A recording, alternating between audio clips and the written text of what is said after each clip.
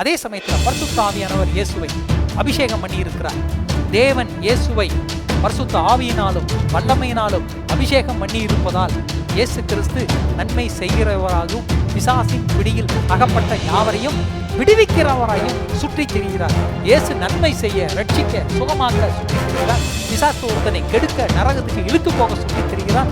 இயேசு என்னை அனுப்பி இருக்கிறார். அதே அபிஷேகம் பண்ணப்பட்ட வார்த்தை என்னோடு கூட வந்திருக்கிறது. அதனால இங்க பார் அப்படின்னு சொல்லிட்டு இப்ப தெளிவா சொல்றார். இயேசுவை சொல்றார். இயேசு பிறந்தார், 30 வயதிலே ஊழியம் செய்ய ஆரம்பித்தார். அவர் அபிஷேகம் பண்ணப்பட்டார். தேவனுடைய ராஜ்யத்தை போதித்தார்.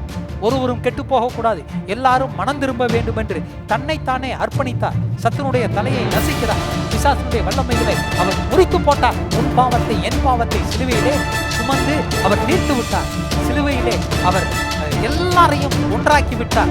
சிந்தின ரத்தத்தால் நீ கழுவப்பட வேண்டும், நீ சுத்திகரிக்கப்பட வேண்டும், இயேசுவை சொந்த ரட்சகராய் ஏற்றுக்கொள்ள வேண்டும். அவர் மரித்தார். 3ஆம் நாள் இயேசு உயிரோடு எழுப்பினார். அவர் மரித்து உயிர்த்த பிற்பாடு விசேஷமாய் பக்தியுள்ள விசுவாசம் உள்ள சுமார் 500 பேருக்கு மட்டுமே காட்சி கொடுத்தார். நீ அவரை ஏற்றுக்கொள்வாயானால் நீ நித்திய ஜீவனை பெற்றுக்கொள்ள முடியும்.